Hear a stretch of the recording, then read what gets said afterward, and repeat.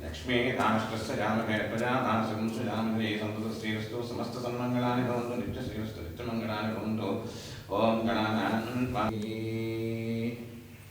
ओम गौरीर्वारि सरिगानि तक्षत्येकपदे द्विपदे सातिष्पदे अष्टापदे नवपदे बभूषि सहस्राक्षरा परमेभ्यो ओम भद्रं कर्णेभिः शृणुयाम देवाः भद्रं पश्येमाक्षभिर्यजत्राः स्थिरैरङ्गैस्तुष्टुवागुंसस्तनूभिः व्यसेम देवहितं यदायुः स्वस्ति न इन्द्रो वृद्धश्रवाः स्वस्ति नः पूषा विश्ववेदाः स्वस्ति नस्तार्क्ष्यो अरिष्टनेमिः स्वस्ति नो बृहस्पतिर्दधातु ॐ शान्तिः शान्तिः शान्तिः ॐ शन्नो मित्रः शं वरुणः शन्नो भवत्पर्यमा शन्न इन्द्रो बृहस्पतिः शन्नो विष्णुरुक्रमः नमो ब्रह्मणे नमस्ते वायो त्वमेव प्रत्यक्षं ब्रह्मासि त्वमेव प्रत्यक्षं ब्रह्म वदिष्यामि अतं वदिष्यामि सत्यं वदिष्यामि तन्मामवतु तद्भक्तारमवतु अवतु माम् अवतु भक्तारम् ॐ शान्तिः शान्तिः शान्तिः ॐ सहना भवतु सहनो भुनक्तु सह वीर्यं करवावहै तेजस्विनावधीतमस्तु मा विद्विषावहै ॐ शान्तिः शान्तिः शान्तिः शुक्लाम्बरधरं विष्णुं शशिवर्णं चतुर्भुजं प्रसन्नवदनं ध्यायेत् सर्वविघ्नोपशान्तये अगजाननपद्मार्कं गजाननमहर्निशम् अनेकदं तं भक्तानां एकदन्तमुपास्महे सरस्वती नमस्तुभ्यं वरदे कामरूपिणि विद्यारम्भं करिष्यामि सिद्धिर्भवतु मे सदा यश्चिवो नाम रूपाभ्यां या देवी सर्वमङ्गलः तयोः संस्मरणात् पुंसां सर्वतो जयमङ्गलं लाभस्तेषां देस्तेषां कुतस्तेषां पराभवः येषां देवस्यानो हृदयस्थो जनार्दनः आपदानुपहर्तारं दातारं सर्वसम्पदां लोकाभिरामं श्रीरामं भूयो भूयो नमाम्यहं सर्वमङ्गलमाङ्गल्ये शिवे सर्वार्थसाधके शरण्ये त्र्यम्बके देवि नारायणे नमोऽस्तुते ॐ सुमुखस्ते गदन्तश्च कपिलो गजगन्निकपदन्नो हेरम्बस्कन्दपूर्वजाम्भे विवाहे प्रवेशे निर्गमे तथा सङ्ग्रामे सर्वकार्येषु विघ्नस्तस्य न जायते श्रीमहागणाधिपतये नमः श्रीगुरुभ्यो नमः हरिः ॐ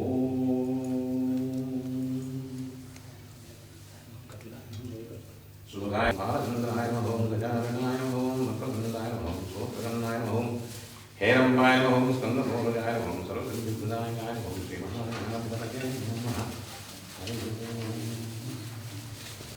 तत्रसूर्योभातं चन्द्रतारकं नियमाक्षुतो भान्तुदोऽयमग्निः तनय भवान्तमनुभातकल्पन्तस्य भासा सर्वमिदं विभाति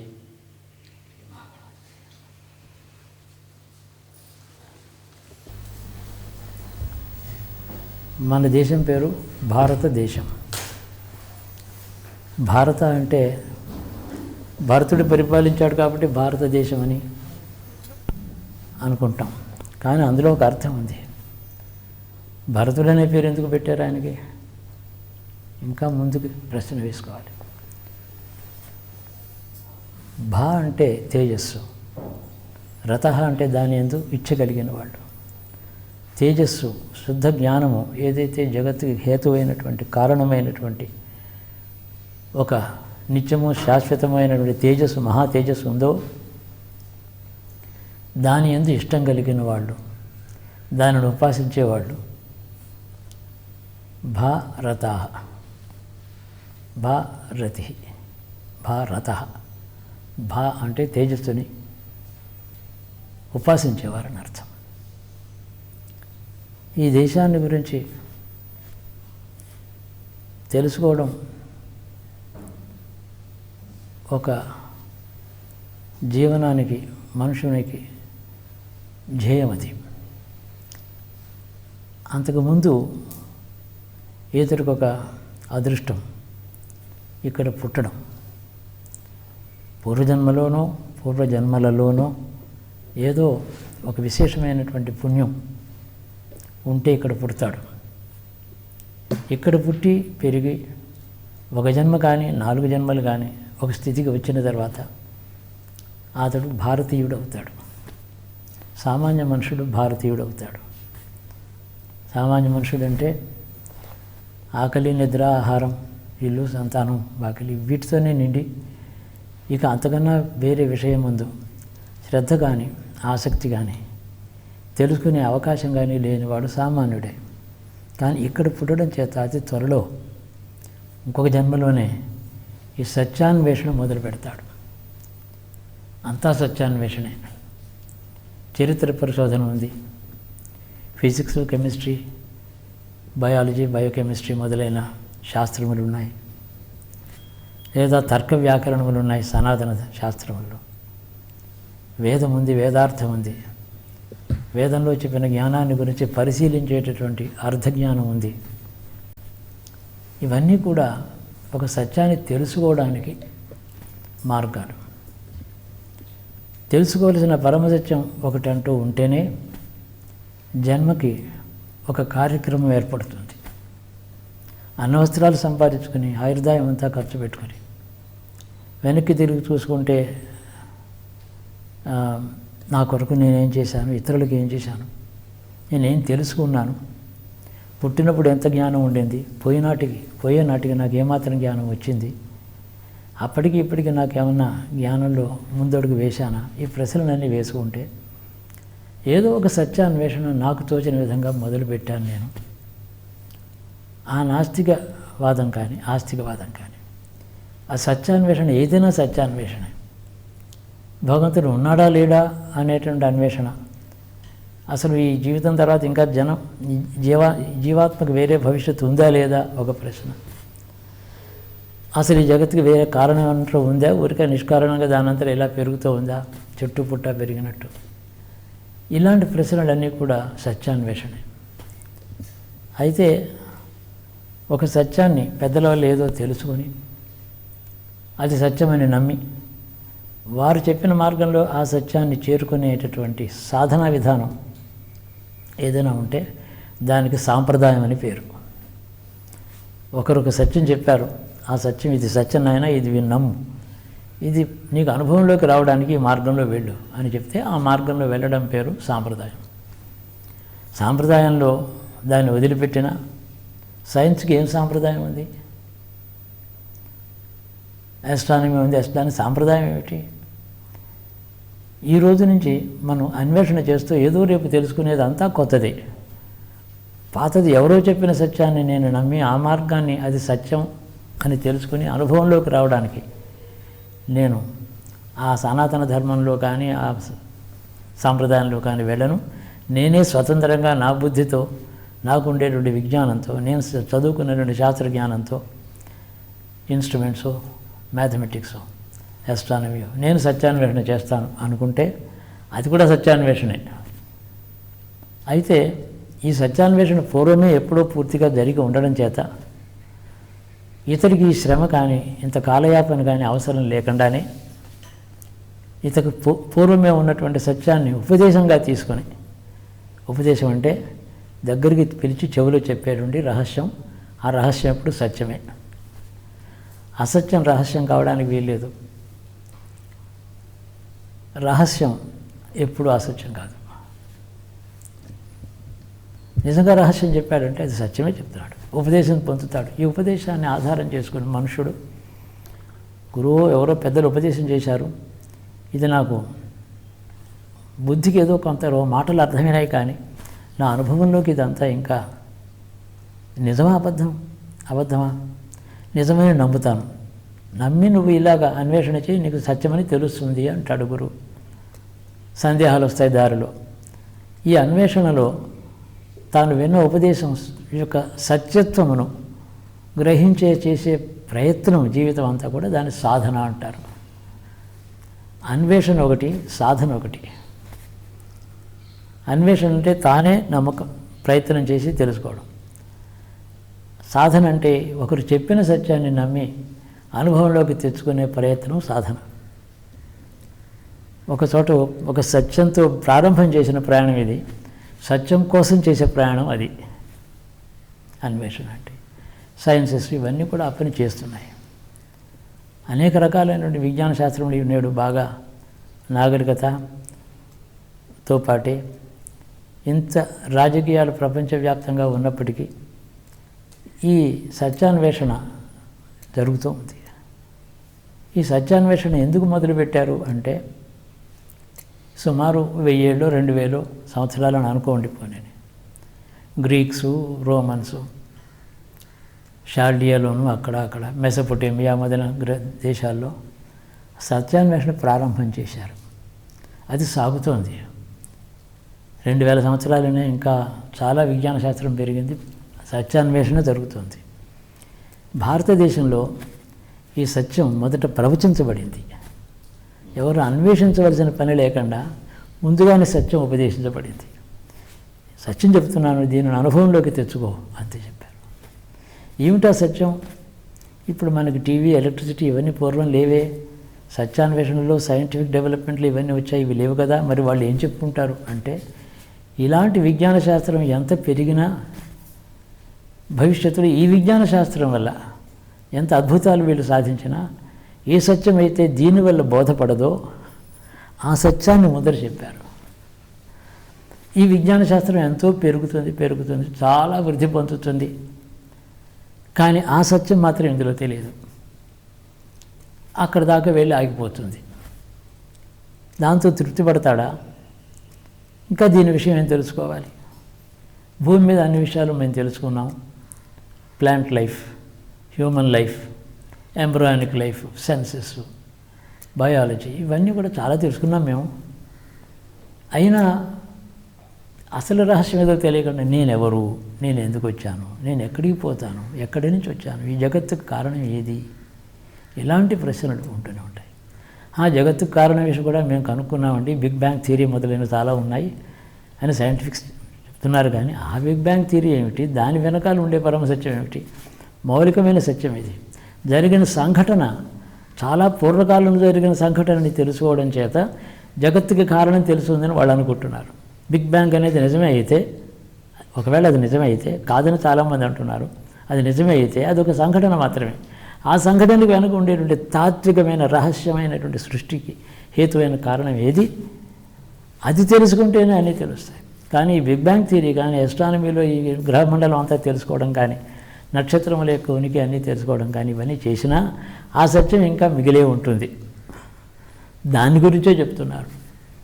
కాబట్టి ఏమీ కాలయాపన లేకుండా పరమసత్యాన్ని ముందర ఉపదేశం పొంది అది నీ అనుభవంలోకి తెచ్చుకోవడం అనేది నీకు తెలిస్తే అప్పుడు నీవు భారతుడవు. తేజస్సు యందు రతి, దాని యందు ఇష్టం కలిగి, తపస్సు, దాని తపస్సు అంటారు, ధ్యానం అంటారు, యోగం అంటారు, అంతర్దృష్టి అంటారు, అన్వేషణ అంటారు. శాస్త్రములతో తర్క వ్యాకరణాది శాస్త్రములతో ధ్వని స్వరూపం, నాద స్వరూపం అని తెలుసుకుంటే అవి శాస్త్రజ్ఞానులు. వాటి సహాయం తీసుకొని అన్వేషిస్తాడా? అలా చెప్పినప్పటికీ కూడా శాస్త్రములు, భారతీయ శాస్త్రములు అన్నీ చెప్పినప్పటికీ కూడా అప్పటికి కూడా బుద్ధిగతంగానే సత్యం తెలిసిన కానీ అనుభవం కాలేదు. ఆ ఉపదేశించి శాస్త్రముల చేత నిర్మాణం చేసి శాస్త్రముల చేత రూఢి చేయబడినటువంటి సత్యం ఏదైతే ఉన్నదో అది అనుభవంలోకి రావడానికి మళ్ళీ తపస్సే. ఈ విధంగా చెప్పారు. ఈ దృక్పథం ఉండడం చేత భారతీయులం మనం. భారతదేశం అంటే తేజస్సుని, పరమ తేజస్సుని, అల్టిమేట్గా ఏ పరమ సత్యం ఉన్నదో దానికోసమని దాని యందు తీక్షణమైన ఇచ్ఛా కోరిక కలిగిన వాళ్ళు భారతీయులు అని అర్థం. ఈ మాట తెలిసిన తర్వాత చాలా ప్రశ్నలు, సందేహాలు, కుతూహలం కలుగుతుంది. ఏమిటి భారతదేశ యొక్క చరిత్ర? దీని పొలిటికల్ హిస్టరీయా, సోషల్ హిస్టరీయా, ఎకనామిక్ హిస్టరీయా, కల్చరల్ హిస్టరీయా, లిటరరీ హిస్టరీయా, లింగ్విస్టిక్ హిస్టరీయా, ఫైన్ ఆర్ట్స్ యొక్క హిస్టరీయా, ఏమిటి, ఎన్నని తెలుసుకోవాలి, ఎలాగ తెలుసుకోవాలి, ఇన్ని ప్రశ్నలు వస్తాయి. ఇవన్నీ కూడా ఒకానొక వృక్షం చిన్న బీజంలోంచి పుట్టి పెరిగిన తర్వాత దశ దిశలా దాని కొమ్మలు వ్యాపిస్తాయి. ఇప్పుడు మనం అనుకున్నవన్నీ కూడా ఒక వృక్షం యొక్క శాఖలే. వృక్షమూలానికి వెడితే అన్నీ తెలుస్తాయి. ఈ వృక్షమూలం భూమిలో ఉందా? మామూలు వృక్షం అంటే భూమిలో పుట్టి పైకి ఎదుగుతుంది పైకి, దశ దిశలో వ్యాపిస్తుంది. పోలిక బాగానే ఉంది. కానీ ఈ జ్ఞానవృక్షం, ఈ సృష్టికి హేతువైనటువంటి మూల వస్తువు యొక్క జ్ఞానవృక్షం ఇక్కడ కాదు, పైన పుట్టింది దీని బీజం. చాలా ఎక్కడో బ్రహ్మలోకం అన్నారు దాన్ని, అక్కడుంది దీని సత్యం. అక్కడి నుంచి కిందకు వ్యాపించుతూ వస్తే ఈ భూమి యందు జీవకోటి, పంచభూతాలు, నువ్వు నేను అందరూ వచ్చాం. అందుకని ఊర్ధ్వమూలం అధశాఖ. ఈ చెట్టుకి ఏమో మూలం పైన ఉంది, కొమ్మలు కిందకు ఉన్నాయి అని చెప్పారు. సత్యాన్వేషణలోనే ఆ సత్యం భూమి మీదే ఉందని చెప్పలేదన్నమాట. భూమి మీదే ఉంటే మనం అక్కడే పుట్టాం కాబట్టి పుట్టుకతోనే తెలిసి ఉండేది. అది తెలిస్తే పుట్టుక ఉండదు. ఈ కారణం చేత ఎక్కడో పుట్టిన పరమసత్యం యొక్క వ్యాప్తి భూమి మీద ఏ విధంగా వచ్చిందో అది తెలుసుకునే ప్రయత్నం, భూమి యందు ఇంత తీక్షణమైన దృష్టి, అన్వేషణ స్వభావము ఒక భారతదేశంలో మనుషులుగా మాత్రమే లభించింది. అంటే ఈ దేశానికి, ఈ దేశంలో ఉండే సనాతన ధర్మ సంస్కృతికి, ఈ నాగరికతకు, ఇతర దేశాల్లో ఉండే మనుషులకి తరతరములు వాళ్ళ నాగరికతకు ఏదో మౌలికమైన ప్రధానమైన ఒక భేదం, ఓ తేడా ఉంది. అది తెలుసుకుంటే మన దేశం యొక్క చరిత్రలో, మన దేశం యొక్క సాంస్కృతిక చరిత్ర కూడా కలిసే ఉంటుంది. అది తెలుసుకుంటూ ఆ సత్యాన్వేషణ మనం చేస్తూ ఉంటే, అంటే చరిత్ర తెలుసుకుంటే, మన సాంస్కృతిక చరిత్ర తెలుసుకుంటే, మన భావనాశీలత, భావన వికాసం, దాని యొక్క చరిత్ర తెలుసుకుంటూ ఉంటే ఇతర దేశముల యొక్క చరిత్ర, ప్రపంచ చరిత్ర పెద్ద తెలుసుకునే అవసరమే లేదు. అందులో తెలుసుకునే కొత్తగా మనకు వచ్చేటువంటి విజ్ఞానమే ఉండదు. అది ఇన్ఫర్మేషన్, ఇదేమో knowledge. He has been informed about this అంటే అతనికి తెలియజేసి ఉంటారు. హీ నోస్ అబౌట్ ఇట్ అంటాం. తెలిసి ఉండడం పేరు నాలెడ్జ్. ఎవరో చెప్తే వినడం పేరు ఇన్ఫర్మేషన్. ఇతర దేశాల చరిత్ర అంతా ఇన్ఫర్మేషన్ కోసం తెలుసుకోవాలి, మన దేశ చరిత్ర నాలెడ్జ్ కోసం తెలుసుకోవాలి. ఈ భేదం ఉంది ప్రతి భాషలోనూ. అతి సూక్ష్మమైన భేదానికి రెండేసి మాటలు వేరే వేరే ఉండనే ఉన్నాయి. ఇంగ్లీషు భాష చాలా గొప్ప భాష. ఎందుకు గొప్పదైందంటే ప్రపంచంలో అన్ని భాషల్లో అన్ని మాటలు, అన్ని భావాలు, అన్ని ఆలోచనలు తనలో ఇమిడ్చుకుంటూ సముద్రంలా తీసుకుంటుంది తనలోకి. కొన్ని భాషలు అలాగ రిజిడ్గా అలాగ తాళం పెట్టినట్టు ఉండిపోయాయి. ఇంగ్లీషు ఇతర భాషల నుంచి తీసుకున్నటువంటి పదజాలం, భావనాజాలం అన్నిటికంటే అధికం. అందుకని గొప్ప భాష అది. ఈ భాషలన్నిటికీ మూలం మళ్ళీ ఇక్కడ ఉంది, సంస్కృతం. దానికి రూట్ అన్నాం. ఆ విషయం వేరే పెద్ద సబ్జెక్ట్. ఏది ఈ మహాసముద్రంలో ఎక్కడి నుంచి మొదలు పెట్టాలి, ఏ మార్గంలో వెళ్ళి కథ అంతా చెప్పాలి, అసలు ఉన్న కథలో నాకు ఏమాత్రం తెలుసు, ఇంత నేను చెప్పగలనా, ఎటు నుంచి ఎటు పెడితే వినేవారికి శ్రమ లేకుండా బాగుంటుంది, ఏ భాషలో చెప్పాలి, ఏ గ్రంథాన్ని మనం ఉట్టంకించాలి, ఎవరి భావాలు తీసుకుంటూ కథ చెప్పాలి, ఇవన్నీ ప్రశ్నలే. నా అన్వేషణలో ఉన్న సత్యాన్ని తెలుసుకునేందుకు చిన్నప్పటి నుంచి నాకు భగవంతుడిచ్చిన కాస్త బుద్ధితో ప్రయత్నం చేస్తూనే ఉన్నాను. ఎవరు పెద్దలు ఏ మాట చెప్పినా వింటూనే ఉన్నాను. విని ఇది సత్యమే అని నమ్మి నాకున్న విజ్ఞానంలో దాన్ని అర్థం చేసుకునే ప్రయత్నం చేస్తే కొందరు చెప్పిన ఉపదేశాలు సత్యమని తెలిసింది, కొందరు చెప్పినవి వారి భావాలే మాత్రంగా ఉన్నాయి, అలాగా వారి భావాలు మాత్రమే అనుకుని తెలిసింది. అది అసత్యం అని రుజువు చేసుకోలేదు, అది వారి భావం అని తెలిసింది. ఏది నాకు సత్యమని తెలిసిందో నాకు లోపలికి వెళ్ళింది. ఒక మనిషి పెరగడానికి ఒక జన్మ చాలదు, కొన్ని జన్మలు పడుతుంది. వివేకం, బుద్ధి, తెలివి అంతా వచ్చిన తర్వాత ఏదో అనవసరాలు బాగా వండుకోవడం, తినడం, మంచి ఇల్లు కట్టుకోవడం, ఇదంతా నాగరికత అంటాం. అంటే నగరవాసం, నాగరికత అంటే నగరంలో ఉండడం నేర్చుకుంటే నాగరికుడు. పల్లెటూరులో ఉంటే పొద్దున్నే ఎక్కడో కారులో ఎంత దూరం వెళ్ళి మంచి డ్రెస్ అది వేసుకుని వెళ్ళే పని ఉండదు కదా.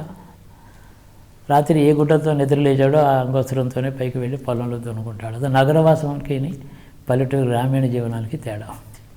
నాగరికత నేర్చుకున్నాం, కానీ గ్రామీణ జీవనంలో కూడా ఉండే వైజ్ఞానిక దృష్టి, సాత్విక దృష్టి, గ్రామీణ నిరాడంబరమైనటువంటి పెద్దలు చెప్పిన వాక్యములతో ఏ ప్రామాణిక బుద్ధి ఉందో, విశ్వాసం ఉందో, అది గ్రామీణ ప్రజల్లో ఉంది.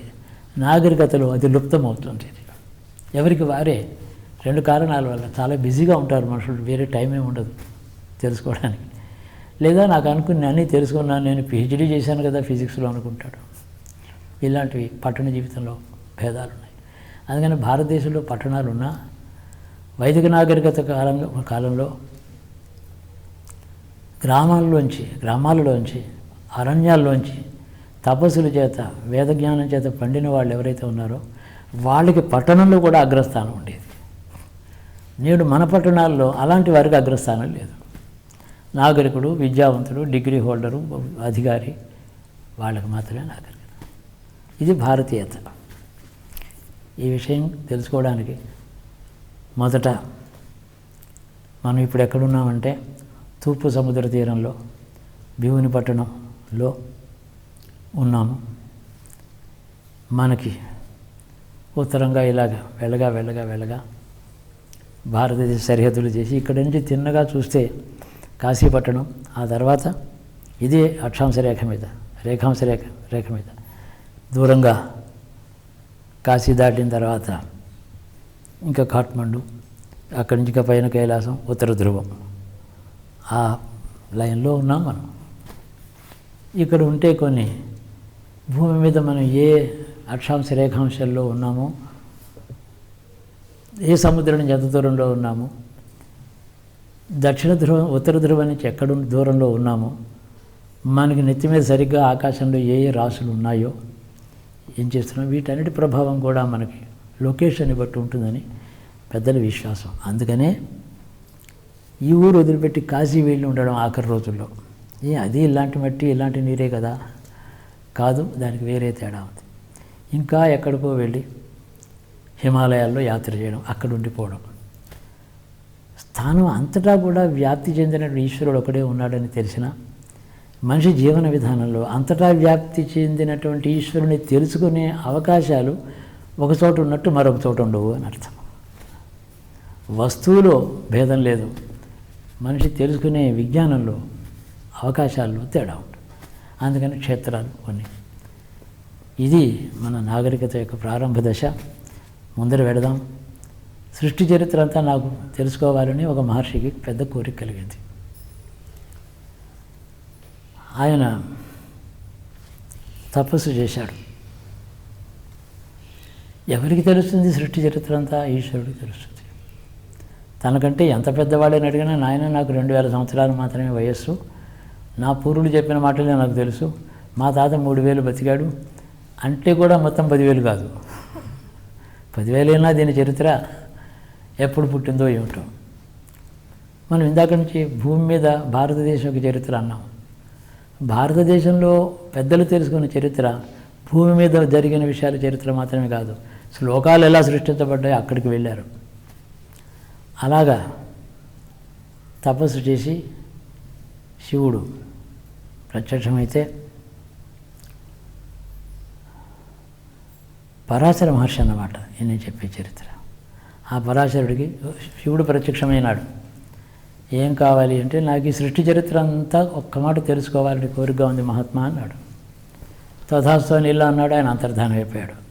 ఆయన అలా అనగానే వీడికి లోపలన్నీ ఈయన గారికి సృష్టి చరిత్ర అంతా అవగాహన అయింది. కానీ అల్లకల్లోలంగా సముద్రాలలో ఉంది అది ఆ గ్రంథం.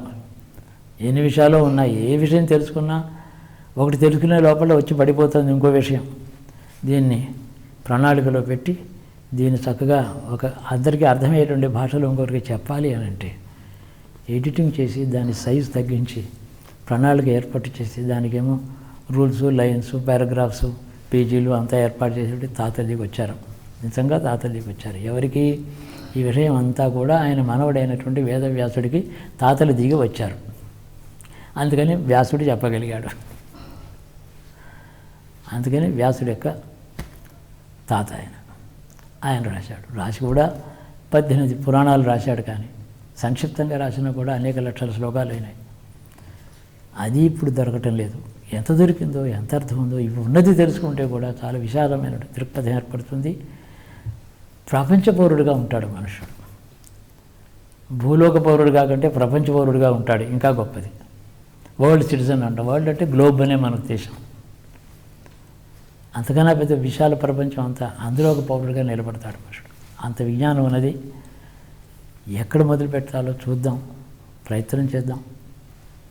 ఆ టైంకి ఇదిగో వీరున్నారు కదా ఇక్కడ, ఈయనకి తెలియని విషయం ఏమీ లేదు. ఈయన నేను మాట్లాడే దాంట్లో అజ్ఞానాన్ని చూస్తాడు, సత్యం చూస్తాడు.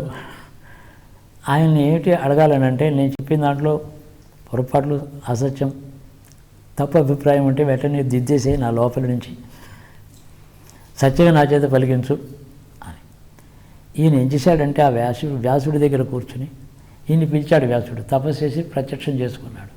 అయ్యా, నాకు చాలా గ్రంథం ఉంది, నా బుద్ధి విషయాన్ని జ్ఞాపకం తెచ్చుకొని రాద్దామని ప్రయత్నం చేసే లోపల, ఒక వాక్యం రాసే లోపల 100 వాక్యాలు వస్తున్నాయి బుద్ధిలోకి. కాబట్టి ఆ వాక్యాలు ఎలా వచ్చి అలా మాట్లాడుతూ పోతాను, అంతన వేగంగా ఎవరూ రాయలేరు, నాకు సాయం చేసి పెట్టని అనుగ్రహించాడు. అంటే అనుగ్రహించమని ప్రార్థించాడు. అంటే ఆయన వచ్చి, నువ్వు ఎంత వేగంగా చెప్తావో చూస్తాను, నా కలం ఆగకూడదు, ఒక క్షణం ఆగిందంటే నేను అంతర్ధానం అయిపోతాను. అంటే ఆ పరాశరుని తలుచుకుని వ్యాస మహర్షి తాను తాత వల్ల తెలుసుకున్నటువంటి ఈ సృష్టి రహస్యం అంతా, జ్ఞానం అంతా, గాథలన్నీ కలిపి పురాణ రూపంలో అలా కళ్ళు మూసుకొని అలాగా అప్పచెప్తూ వెళ్ళాడు. చెప్తుంటే అక్కడ ఇప్పుడు మీ టేప్ రికార్డులో ఏ విధంగా సైమల్టేనియస్గా రికార్డ్ అయిపోతుందో అలాగ ఆయన రాశాడు. రికార్డ్ ఏమో యంత్రం కాబట్టి చేస్తోంది, రాయడం చూడండి ఇటువంటి ఇంకా గొప్పదేనండి. ఇది టేప్ రికార్డర్ లేక అది పెట్టుకున్నాడు ఆయన, కలం పట్టుకున్నాడని అనుకోవచ్చు మనం. కానీ ఇది ఆయన అంతఃకరణలో వాక్ రూపంలో బయటకు రాగానే రాసి పెట్టడం, ఇదే మహత్వం, ఇదే గొప్ప. టేప్ రికార్డర్ పెట్టుకొని విన్న తర్వాత కలం మీదతో కాగితం మీద 4 అక్షరాలు రాయడం అలవాటు తప్పిపోవచ్చు. ఇప్పుడు కంప్యూటర్ మీద టైప్ చేసి లెటర్స్ పంపిస్తున్నారు, 10 లైన్లు వాళ్ళు రాయడం అలవాటు తప్పిపోతుంది. రాయడమే గొప్పది. ఆయన గ్రంథం అంతా కూడా మనకి పురాణ రూపంలో ఉంది, ఉపపురాణాలు ఉన్నాయి, ఎంతో బ్రహ్మాండమైన విజ్ఞానం ఉన్నది. దాని గురించి తెలుసుకునే ప్రయత్నం యథాశక్తిగా చేద్దాం. ఇందులో భారతీయ చరిత్ర వస్తుంది, సృష్టి యొక్క నిర్మాణాన్ని గురించి సిద్ధాంతాలు ఏమున్నాయో అవి కొంచెం తెలుసుకుంటాం. మనుష్య జాతి యొక్క చరిత్ర వస్తుంది, మహర్షుల చరిత్ర వస్తుంది, దేవతల చరిత్ర వస్తుంది. దేవతల చరిత్ర అంటే వాళ్ళు భూమి మీద వచ్చి పోతూ ఏమేం పనులు చేశారో అది మన చరిత్ర. వాళ్ళ లోకంలో వాళ్ళు ఏం చేస్తున్నారో ఆ చరిత్ర మనకు అవసరం లేదు. భూమితో సంబంధం ఉన్నప్పుడు వాళ్ళు ఏం చేశారు, ఏం చేయలేదు, ఎవరితో ఏ విధంగా పని ఇంటరాక్ట్ అయినారు, అది దేవతల చరిత్ర. అందుకని ఈ పురాణం పేరు సర్గశ్చ ప్రతిసర్గశ్చ వంశో మన్వంతరాణిచ వంశానుచరితం చేది పురాణం పంచలక్షణం అని ఐదు లక్షణాలు ఉంటాయి పురాణానికి. సృష్టి జరిగింది, సృష్టి నశించింది, మళ్ళీ సృష్టి చేయబడింది పునఃసృష్టితో సహా. పూర్వసృష్టి పునఃసృష్టి అది చెప్తూ మన్వంతరములు, మనువుల వంశములు, ఋషుల వంశములు, రాజుల వంశములు, ఇవన్నీ చెబుతూ ఉండేదాని పేరు పురాణము అని దానికి డెఫినేషన్, నిర్వచనం. పురాణంలో అర్థమయ్యి కాక మూలాన్ని మర్చిపోయి అది నశించడం చేత స్వతంత్రంగా తాను ఫిలప్ చేస్తూ శ్లోకం దానికి కలుపుతూ తనకి నచ్చని చోట 10 శ్లోకాలు తీసేసి తనకి ఇష్టమైన శ్లోకాలు 10 కలిపి ఈ విధంగా దాంట్లో కొంతవరకు మార్పులు ఇన్ని వేల సంవత్సరాలు రావడం సహజమే.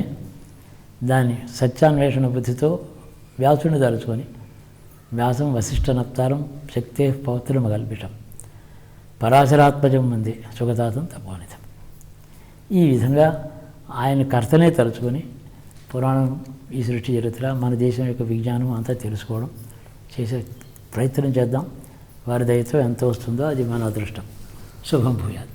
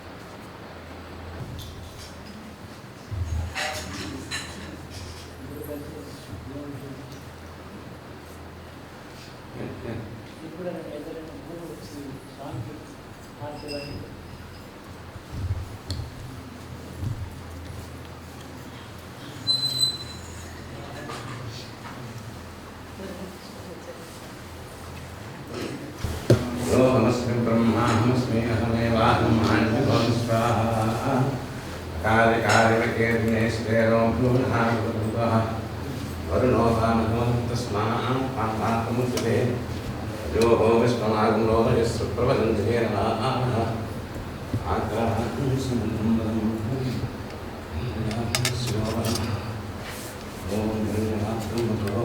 ओम गंगाधर मानव्यो साहित्य कथा ब्रह्मवती एकदेवेश महायुष्टे जो दधाति संहातु वज्रं स्वारात्मने नारायणस्य समस्त सन्मंगलानि भवन्तु नित्यसेस्तु सावलीवले हरं साक्षात् स्मैस्ति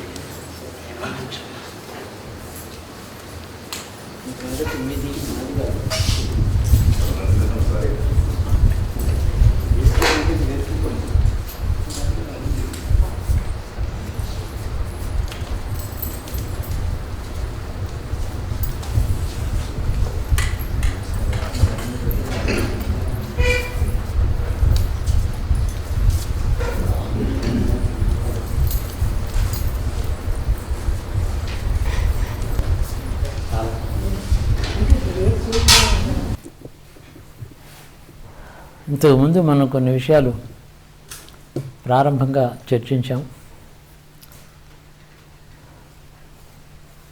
నిన్న మన మాటల్లో సారాంశం ఏమిటంటే, మనసు, బుద్ధి, వివేకం ఉన్నవారు అన్వేషణ ప్రారంభిస్తారు. మనసు శరీరానికి కావలసిన ఆహారం, ఇల్లు, నిద్ర ఇవన్నీ ఉంటే సరిపోదు. అది కాక బుద్ధి వికసించిన తర్వాత మనుషుడు కొన్ని ప్రశ్నలు మొదలు పెడతాడు లోపల. నేనెవరు, నేను ఎలా పుట్టాను, ఏమిటి, ఇలాంటి ప్రశ్నలు. చుట్టూ ఉండేటటువంటి ప్రపంచంలో ఈ ప్రకృతి అంతా, దీని అర్థం ఏమిటి, దీన్ని ఎలాగ అర్థం చేసుకోవాలి, దీని ప్రారంభం ఎప్పుడు, ఇంకా దూరం వెళ్ళి నక్షత్ర మండలం ఏమిటి, ఈ సృష్టి అంతా ఎప్పుడు వచ్చింది, ఈ సృష్టిలో మూల కారణం ఏమిటి, తర్వాత ఏ విధంగా ఇది విస్తరించింది, అసలు దీనికి ఒక కారణం అంటూ ఉందా, సృష్టిని నిర్మాణం చేసిన వాడు ఎవరైనా ఉన్నాడా, ఇలాంటి ప్రశ్నలు కూడా బయలుదేరుతాయి. ఇది ఒక మనిషి యొక్క ఒక స్థితి. మొదట ఏమిటంటే, మనిషికి తనకి అన్నము, నిద్ర, వసతి ఇవి సంపాదించుకునే ప్రయత్నంలో ఉంటాడు. అవి చేకూరిన తర్వాత దేనింత తనకి పెద్ద ఇచ్చ లేకుండా ఉందో అవన్నీ వదిలేసి బుద్ధిని వినియోగించుకొని అన్వేషణ మొదలు పెడతాడు. అదే ఆ అన్వేషణ మనసుకు లోపల ఒక ప్రశ్న రూపంలో ఉంటుంది. సమాధానం చెప్పేవారు ఎవరైనా ఉంటే వారి దగ్గరికి వెళ్ళి, నాలో ఈ ప్రశ్న పుట్టింది, సమాధానం చెప్పండి అంటారు. ఆది కాలంలో అలాగ సమాధానం చెప్పేటువంటి వారు ఎవరు లేకపోతే ఏం చేస్తారు? మనం ఒక ద్వీపంలో ఒక్కరం ఉండిపోయినాం అనుకోండి. ఈ ద్వీపం ఇటు తూర్పు ఏది, పడమర ఏది సూర్యోదయం తర్వాత తెలుస్తుంది. మనం ఎక్కడున్నామో, ఎంత దూరంలో ఉన్నామో సముద్రంలో, అది కూడా తెలియనప్పుడు కళ్ళతో చూచి చెవులతో వినడానికి ఏం అవకాశం లేకపోతే కన్ను మూసుకొని ఆలోచిస్తాడు. ఇది మనిషి స్వభావం. అంటే ఇంద్రియములు, కన్ను, ముక్కు, చెవి, వీటికి అర్థం కాని విషయములు అంతఃకరణలో ఏమైనా తెలుస్తుందేమో అని కన్ను మూసుకుంటాడు. లోపల నుంచి కొన్ని భావాలు రావడం మొదలవుతాయి. తనకి ఆ కారణం తెలియదు, ఆ భావాలకి ఇంకా ఆలోచిస్తాడు. ఈ విధంగా ఆది మానవులు చరిత్ర పరిశోధకులు చెప్పినట్టు ఒంటి మీద గుడ్డ లేకుండా తిరిగాడు. తర్వాత ఏమో చెకుముక్కు రాయితో అగ్నిహోత్రం చేసుకున్నాడు, పచ్చి మాంసం తిన్నాడు. ఆ తర్వాత ఇల్లు కట్టుకోవడం నేర్చుకున్నాడు, వ్యవసాయం నేర్చుకున్నాడు. మనుషులే తినేవారు, తర్వాత ఏమో మానేశారు.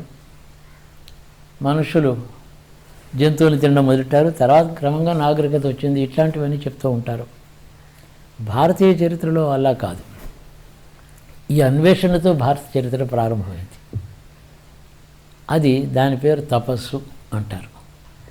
అంతఃకరణ లోపల అన్నీ తెలిసిన వ్యక్తి ఒక జ్ఞానం, ఒక కేంద్రం, ఒక బిందు స్వరూపం ఏదో ఉంది.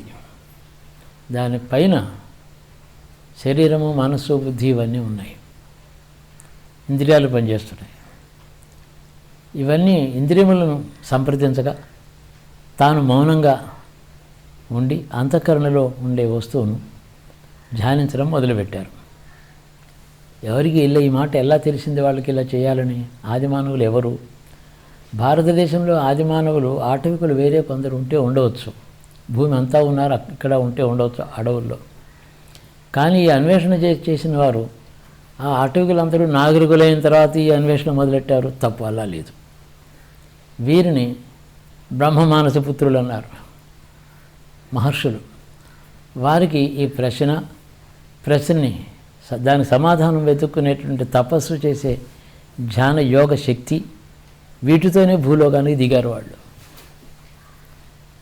అంటే వారి కోసం వారు దిగలేదు. భవిష్యత్తులో ఇక్కడ మానవ జాతికి కావలసిన విజ్ఞానం ముందరే ప్రక్షిప్తం చేసి భూమి మీద దాన్ని ప్రతిష్ఠ చేసిన తర్వాత వచ్చినటువంటి మనుషులు వీరు సంపాదించిన విజ్ఞానాన్ని తెలుసుకుంటారు. రాబోయే మానవ జాతి కోసమని విజ్ఞానం ముందర సంపాదించి పెట్టారు. మనుషుడు నాగరికుడైన తర్వాత ఎప్పుడో ఒకప్పుడు విషయం తెలుసుకోవడం కాదు, ముందర విజ్ఞానం ఉంది. సృష్టిలో అసలు ఇదే స్వభావం ఉంది. ఉదాహరణకి అందరికీ తెలిసిన విషయమే, తల్లి కడుపులో శిశువు పెరుగుతున్నాడు కదా. 9 నెలల తర్వాత ఆ శిశువుని ప్రసవించింది తల్లి. వెంటనే ఆ తల్లి శరీరంలో బిడ్డకు కావలసిన పాలు సిద్ధంగా ఉన్నాయి. పుట్టిన తర్వాత పాలు ఎక్కడో కష్టపడి మందులు వేసుకు సంపాదించుకునేది కాదు, పుట్టబోయేవాడికి ముందుగా పాలు ఉన్నాయి. అలాగే విజ్ఞానం కూడా రాబోయేటువంటి మానవ జాతికి ముందే విజ్ఞానం ఇక్కడ సుప్రతిష్ఠితం అయింది.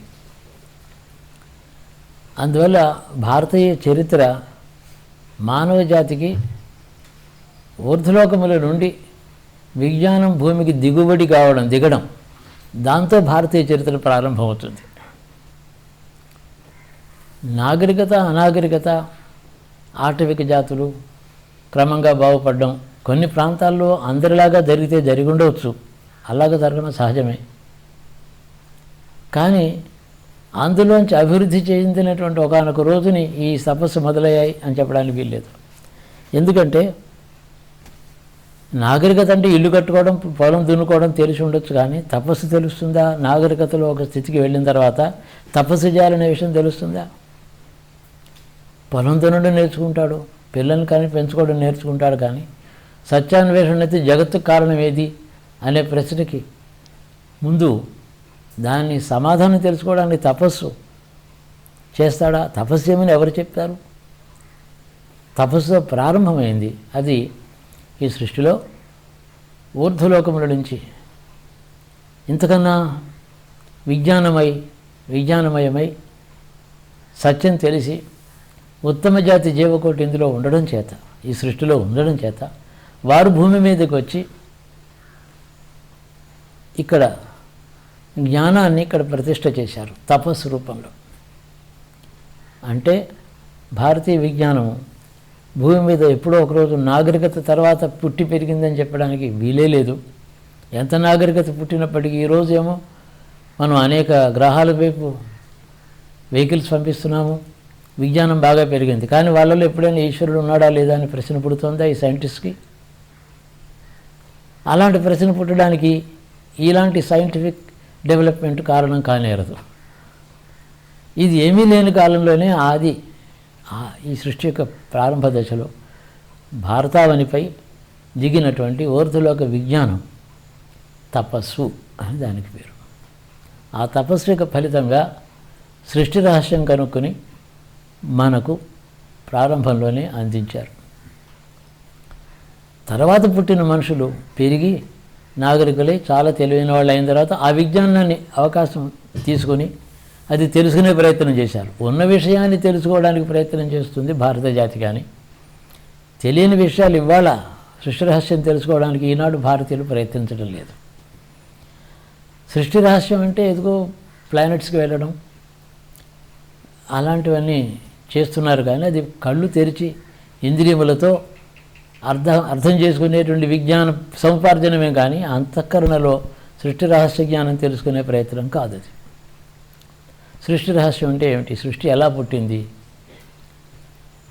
మనం ఎంత సైంటిఫిక్ డెవలప్మెంట్ అడ్వాన్స్మెంట్ ఉన్నప్పటికీ అర్థం కాని విషయం ఇది.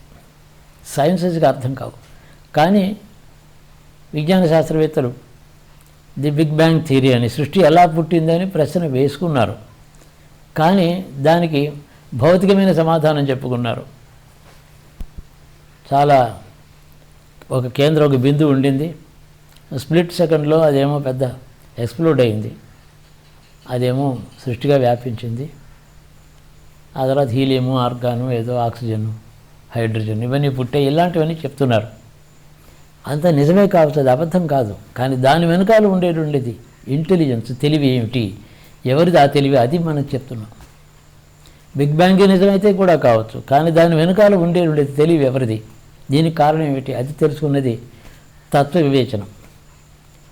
తర్వాత కొన్ని మతాల్లో కూడా భగవంతుడు అనేవాడు ఉన్నాడు, అతడు ఈ జగత్తును సృష్టించాడు అనే మాటలు తెలుసుకున్నారు. కానీ భారత జాతికి చాలా వివేకము, విజ్ఞానం బాగా పెరిగిన తర్వాత మొన్న 2000 సంవత్సరాలు 1500 సంవత్సరాలు ముందుగా ఈ మధ్యకాలంలో పుట్టినటువంటి వారు ఇలాంటి భావాల్లోంచే వాళ్ళు కొన్ని తీసుకుని వాళ్ళకు అర్థమైన విషయం ఎలా ఉందో ఎలా అర్థం చేసుకున్నారో అలాంటి సిద్ధాంతాలు వాళ్ళు చేశారు. క్రైస్తవ మతంలో ఉదాహరణకి ఈ భగవంతుడేమో సృష్టి అంతా నిర్మాణం చేశాడు, ఆయన చేయడానికి 6 రోజులు పట్టింది, శనివారం సాయంకాలానికి అది పూర్తయింది, ఆదివారం నాడు ఆయన విశ్రాంతి తీసుకున్నాడు అని చెప్పారు.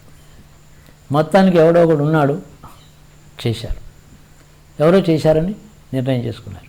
అసలు ఎవరో చేశారనే భావం ఎవరికి? మానవ జాతిలో క్రీస్తు మొదలైన వారు పుట్టకముందే వ్యాప్తి చెందిన భారతీయ తత్వ విజ్ఞానం అన్ని మూలలకి వ్యాపించింది. అందులోంచి ఒక మాట విని వారు ఊహించుకున్న మాటలు ఇవి.